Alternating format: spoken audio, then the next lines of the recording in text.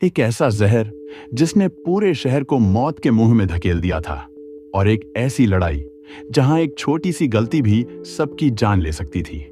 नमस्कार दोस्तों, स्वागत है आपका कहानी एनीमे की पर। आज हम देखने वाले हैं डीमन स्लेयर सीजन 2 एपिसोड 15 की कहानी। पिछले एपिसोड में हमने देखा था कि ग्युतारो और डाकी का असली राज सामने आ चुका था। दोनों अपर रैंक 6 डीमन थे और इन्हें मारने का सिर्फ एक ही तरीका था, इन दोनों का सिर एक साथ काटना। लेकिन समस्या ये थी कि ग्युतारो का जहर धीरे धीरे टेंगेन उजुई के पूरे शरीर में फैल रहा था और अब सबकी जिंदगी एक धागे पर टिकी हुई थी। एपिसोड की शुरुआत में तंजीरो नेजुको को वापस उसके बॉक्स में रखता है और उसे सुरक्षित जगह पर ले जाता है। उसकी आंखों में थकान थी, शरीर पर गहरे घाव थे, लेकिन उसके दिल में सिर्फ एक ही बात थी, मैं हार नहीं मानूंगा। उधर टेंगेन उजुई और ग्युतारो आमने सामने खड़े थे।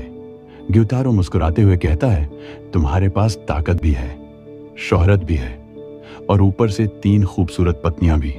सच में तुम बहुत भाग्यशाली हो। लेकिन टेंगेन हंस पड़ता है। वो कहता है, भाग्यशाली? तुम्हें लगता है मेरी जिंदगी आसान रही है? इसके बाद पहली बार टेंगेन अपने अतीत के बारे में बताता है। वह बताता है कि वह एक शिनोबी परिवार में पैदा हुआ था। उसके 9 भाई बहन थे, लेकिन जब तक वह 15 साल का हुआ उनमें से 7 मर चुके थे। उनके पिता उन्हें इंसान नहीं बल्कि हथियार की तरह ट्रेन करते थे। हर दिन मौत से लड़ना पड़ता था, हर दिन जिंदा बचना पड़ता था और आखिर में सिर्फ टेंगेन और उसका एक भाई ही बच पाए।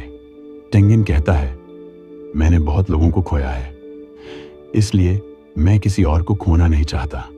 यह सुनकर ग्युतारो कुछ पल के लिए शांत हो जाता है, लेकिन अगले ही पल वो फिर से अपने ब्लड स्कल्स निकाल लेता है और भयानक हमला शुरू हो जाता है। उधर तंजीरो भी लड़ाई के मैदान में वापस पहुंच जाता है। वो समझ चुका था कि अगर दोनों डेमन्स का सिर एक साथ नहीं कटा तो ये लड़ाई कभी खत्म नहीं होगी। इसी दौरान जेनित्सु और इनोसुके भी डाकी के पीछे पड़ जाते हैं। डाकी अपनी बेल्ट से पूरे इलाके में हमला कर रही थी। हर दिशा से उसके रिबन निकल रहे थे, लेकिन इस बार जेनित्सु और इनोसुके पीछे हटने वाले नहीं थे। जेनित्सु अभी भी नींद में था, लेकिन उसकी लाइटनिंग ब्रीडिंग पहले से भी ज्यादा खतरनाक हो चुकी थी। वहीं इनोसुके पूरी ताकत से डाकी के पीछे भाग रहा था। उसका एक ही लक्ष्य था, उसका सिर काटना। इधर ग्युतारो और टेंगेन की लड़ाई लगातार और खतरनाक होती जा रही थी। ग्युतारो का जहर टेंगेन के शरीर को कमजोर कर रहा था, लेकिन फिर भी टेंगेन पीछे नहीं हट रहा था। तंजीरो ये देखकर हैरान रह जाता है। उसे समझ आ जाता है कि एक हशीरा बनने के लिए सिर्फ ताकत नहीं बल्कि अटूट इच्छा शक्ति चाहिए। तभी ग्युतारो अचानक अपनी ब्लड डीमन आर्ट इस्तेमाल करता है। चारों तरफ खून से बने विशाल ब्लेड्स फैल जाते हैं। पूरा इलाका तबाह होने लगता है। घर टूटने लगते हैं, दीवारें बिखरने लगती हैं और हर तरफ चीखें गूंजने लगती हैं। तंजीरो तुरंत वाटर ब्रीदिंग इस्तेमाल करता है। वो उन ब्लेड्स को रोकने की कोशिश करता है, लेकिन ग्युतारो की ताकत उम्मीद से कहीं ज्यादा थी। तंजीरो का शरीर कांपने लगता है, उसकी सांसें तेज हो जाती हैं, लेकिन फिर उसे अपने परिवार की याद आती है। उसे याद आता है कि वह क्यों लड़ रहा है। उसे याद आता है कि अगर वह हार गया तो और भी लोग मर जाएंगे।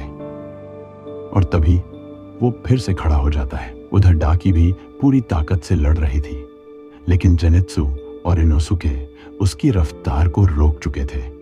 जेनित्सु बिजली की तरह आगे बढ़ता है। उसकी लाइटनिंग ब्रीदिंग पहले से भी तेज हो जाती है। डाकी पहली बार डर महसूस करती है। उसे एहसास होने लगता है कि यह इंसान साधारण नहीं है। इनोसुके भी अपनी बीस्ट ब्रीडिंग से लगातार हमला करता रहता है। वो डाकी को एक पल का भी मौका नहीं देता। अब लड़ाई 2 हिस्सों में बंट चुकी थी। एक तरफ तंजीरो और टेंगेन ग्युतारो से लड़ रहे थे और दूसरी तरफ जेनित्सु और इनोसुके डाकी का पीछा कर रहे थे। लेकिन असली समस्या अभी भी वही थी, दोनों का सिर एक साथ काटना। अगर 1 सेकंड की भी देरी हुई तो दोनों दोबारा जीवित हो जाएंगे। इसी बीच टेंगेन को महसूस होता है कि जहर तेजी से फैल रहा है। उसकी नजर धुंधली होने लगती है, हाथ भारी होने लगते हैं, लेकिन फिर भी वो मुस्कुराता है क्योंकि उसे अपने साथियों पर भरोसा था। ग्युतारो हंसते हुए कहता है, तुम मरने वाले हो। लेकिन टेंगेन जवाब देता है, शायद, लेकिन उससे पहले मैं तुम्हें जरूर मारूंगा। और फिर वो अपनी पूरी ताकत के साथ आगे बढ़ता है। तंजीरो भी उसके साथ दौड़ पड़ता है। दोनों एक साथ हमला करते हैं। उधर जेनित्सु और इनोसुके भी डाकी के पीछे अपनी आखिरी ताकत लगा देते हैं। पूरा मैदान चीखों, धमाकों और तलवारों की आवाज से भर जाता है। और ठीक उसी पल ऐसा लगता है कि जीत अब उनके हाथों में आने वाली है। लेकिन क्या सच में ऐसा होगा?